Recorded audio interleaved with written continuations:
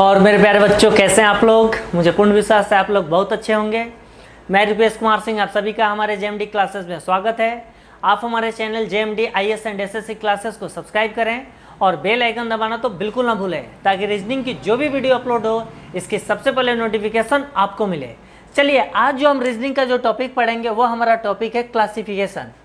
देखिए मेरे प्यारे बच्चों, क्लासिफिकेशन का मतलब होता है कि कोई भी हमें 4 वर्ड्स दिया हुआ है, अब उसमें फाइंड आउट करना है कि 3 ऐसे वर्ड्स होंगे जो एक दूसरे कैरेक्टरिस्टिक प्रॉपर्टीज यानी किसी किसी माध्यम से वो तीनों क्या होंगे, एक कैटेगरी में होंगे, लेकिन चौथा जो क्या होगा वो अलग होगा। चलिए इस चीज़ को हम क्वेश्चन से समझेंगे तो ज़्यादा बेहतरीन तरीके से समझ में आएगा।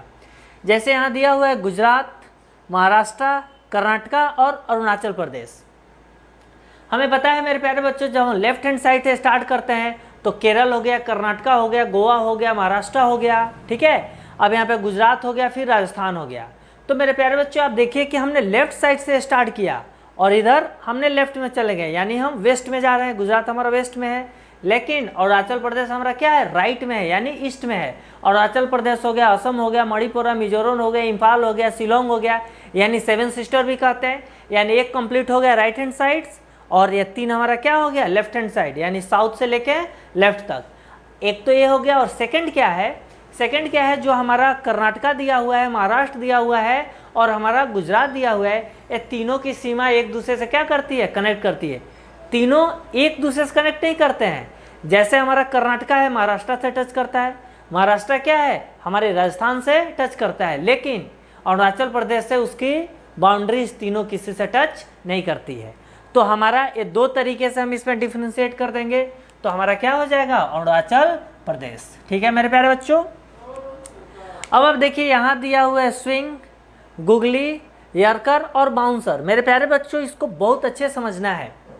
आपने देखा जो फास्ट बॉलर फेंकता है, फास्ट बॉलर की बॉल भी स्विंग करती है और स्पिनर की बॉल भी स्विंग करती है, यानी ये दोनों में होता है। पूरी प्यार से समझिएगा और समझने की अच्छे से कोशिश कीजिएगा। अब यर्कर जो होता है, यर्कर मैक्सिमम हमारे फास्ट बॉलर ही फेंकते हैं, कभी भी स्पिनर यर्कर नहीं मारता है, ठीक है। उसके बाद बाउंसर जो होता है, स्पिनर कभी बाउंसर नहीं मारता है, क्योंकि बाउंसर मारने के लिए हमें हाफ पिच पे पूरी फोर्स से पटकना पड़ता है और बॉल बाउंस करके जाती है, सर के बाहर से जाती है, ठीक है। बहुत सारे बाउंसर पे हमारे बहुत सारे क्रिकेटर हैं जो बीच फील्ड में भी उसकी डेथ भी हो चुकी है।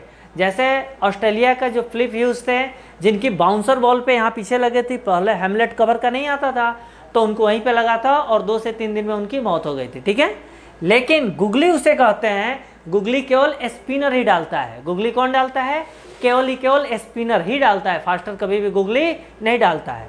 यानी स्विंग जो है स्पिनर की भी स्विंग होती है और फास्टर की भी स्विंग होती है। यर्कर होता है केवल हमारा फास्टर बॉल यर्कर डालता है, और बाउंसर जो होता है केवल हमारा फास्टर बॉलर ही बाउंसर मारता है। लेकिन गुगली केवल स्पिनर ही डालते हैं, यानी ये स्पिनर क्या हो गया, गुगली हमारे तीनों से अलग हो गया। यानी ये 3 फास्टर डालेंगे और एक हमारा केवल स्पिनर डालेगा, यानी ऑप्शन बी। अब यहाँ देखिए मेरे प्यारे बच्चों, जैसे यहाँ पे इंजन दिया हुआ है, हॉर्न दिया हुआ है, फ्यूल दिया हुआ है और गियर दिया हुआ है। अब आप ध्यान से समझिए, इंजन है हमारा, गाड़ी है, इंजन हमें दिखाई दे रहा है।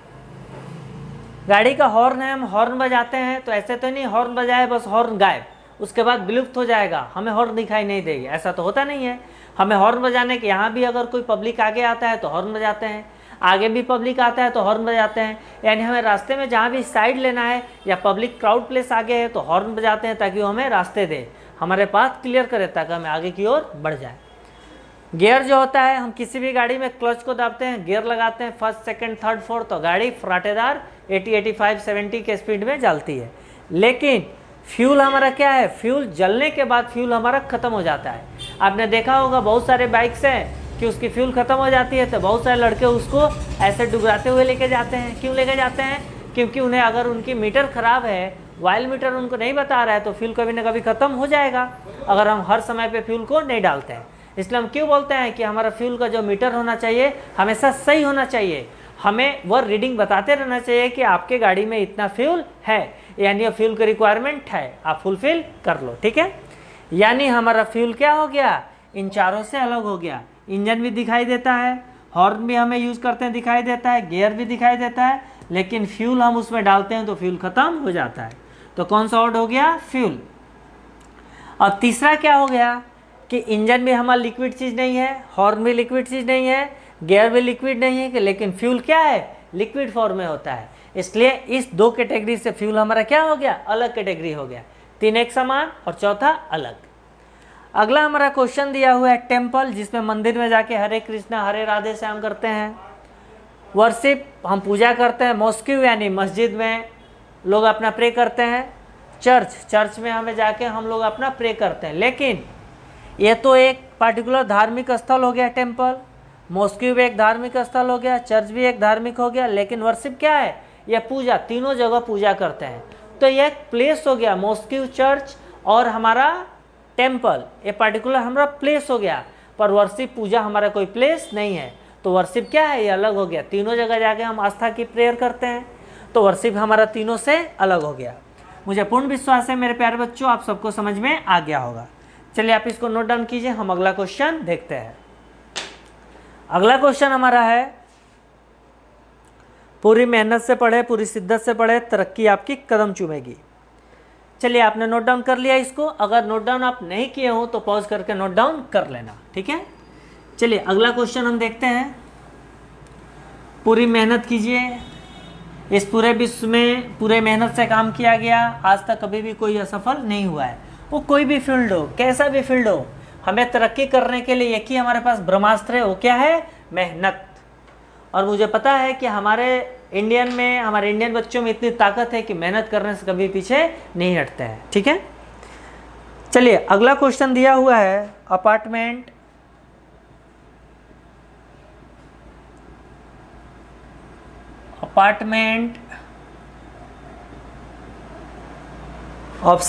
ऑप्शन बी दिया हुआ है, गैरेज।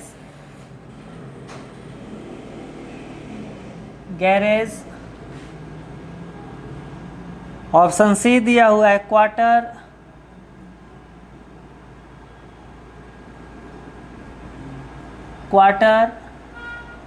ऑप्शन डी दिया हुआ है, फ्लैट।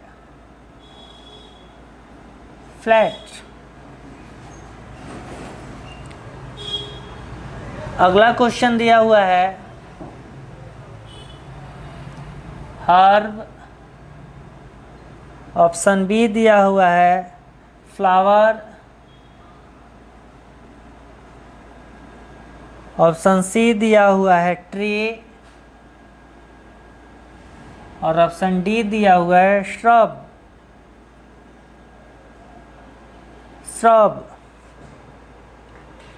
नेक्स्ट क्वेश्चन दिया हुआ है, कृष्णा रिवर।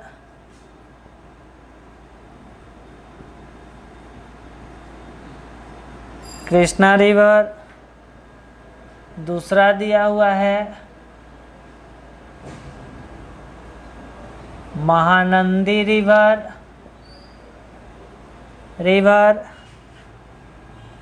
सी दिया हुआ है, ताप्ती रिवर। और डी दिया हुआ है, गोदावरी रिवर।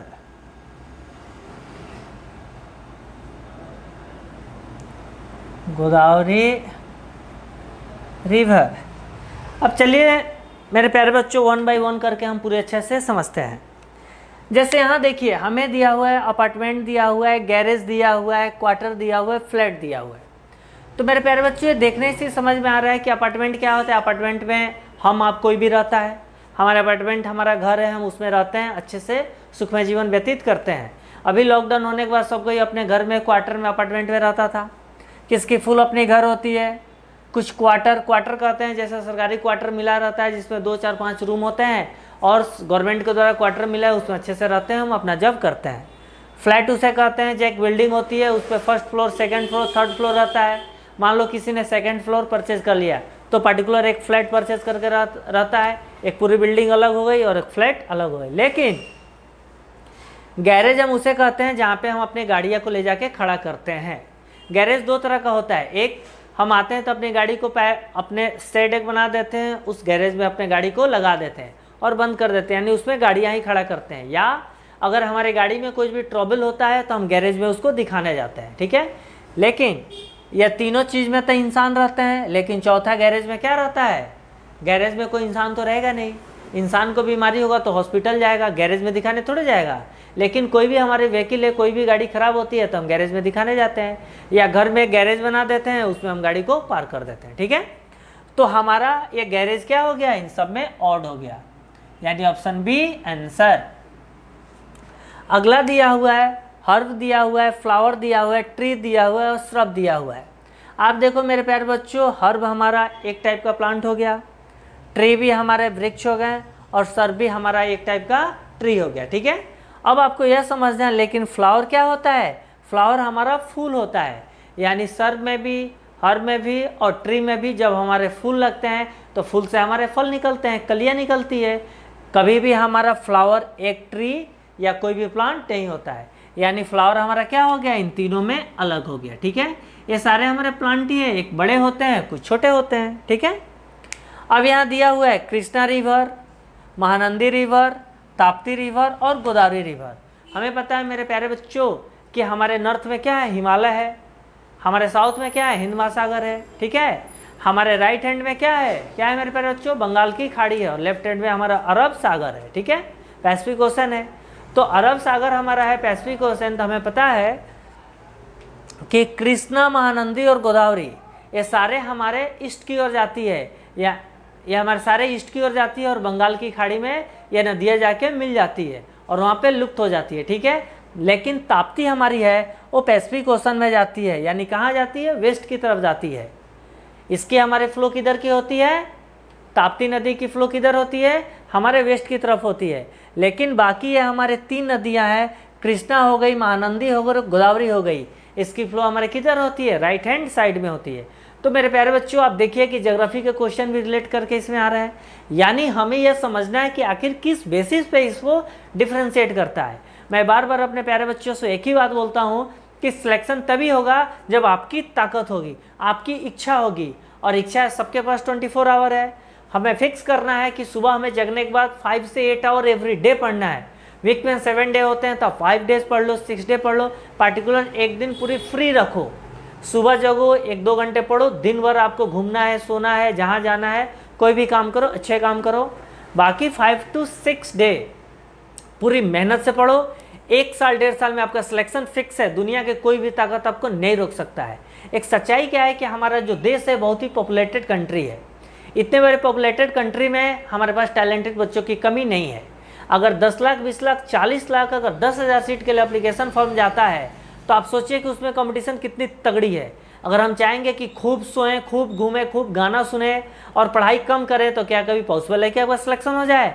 जो बच्चा डेली 8 घंटे, 7 घंटे, 6 घंटे डेली पढ़ता है, सारे सुख सुविधाओं को त्याग करता है, उसका सिलेक्शन होगा कि जो बच्चा 10 घंटे सोता है, 4 घंटे घूमता है, 2 घंटे खाना बनाने में घूमता है और गलती से आधे घंटे पढ़ लिया? क्या कभी पॉसिबल है? कभी पॉसिबल नहीं है।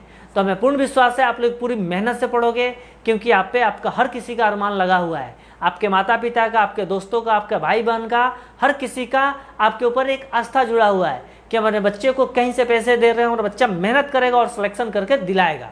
हमें यह करना है कि अगर हमारे में नॉलेज आ जाएगी तो ऐसा तो फिक्स है कि 10,000 बच्चे किसी का होगा, 1 लाख भी टैलेंटेड है, अगर 20,000 भी टैलेंटेड है, 15,000 भी टैलेंटेड है, तो सिलेक्शन तो 10,000 का ही होगा, 5,000 तो रिजेक्ट होंगे। लेकिन अगर उनको टैलेंट है तो आपको पता है कि एक समय में 10,000 इस फील्ड में वैकेंसी, 5,000 इस फील्ड में, 8,000 इस फील्ड में, तो कम से कम 50 से 60,000 तक बच्चे का सिलेक्शन होता है। जैसे वेटिंग लगती है, अगर आपका एक बच्चा इसमें ले लिएगा, दूसरे उसमें सिलेक्शन हो जाता है, ठीक है। और आपको उसमें नहीं हो रहा है तो नॉलेज रहेगा तो कभी भी नॉलेज बेकार नहीं होता है, ठीक है। इसलिए खुद को मेहनत कीजिए, खुद को बनाइए, और इसके लिए एक ही साधन है, कठिन परिश्रम, हार्ड वर्क, निष्ठापूर्वक मेहनत। जिस दिन आप यह मेहनत करना स्टार्ट कर दीजिएगा, दुनिया की कोई ताकत नहीं है कि आपको सिलेक्शन को रोक सके। ये मेरा खुद पे विश्वास है और आप पे भी विश्वास है, क्योंकि जीवन एक ही चीज़ से जीती जा सकती है, वह है कठिन परिश्रम। हमें पूर्ण विश्वास है मेरे प्यारे बच्चों, आप लोग बहुत शिद्दत से मेहनत कीजिएगा और अपने अपने परिवार की जो मनोकामना है, जो चाहत है, उसको आप एक दिन पूरा कीजिएगा। और बहुत ही कम समय में, 1 से 2 साल में, ऐसा नहीं कि 6 साल में कर रहे हैं। ठीक है, ओके, थैंक यू।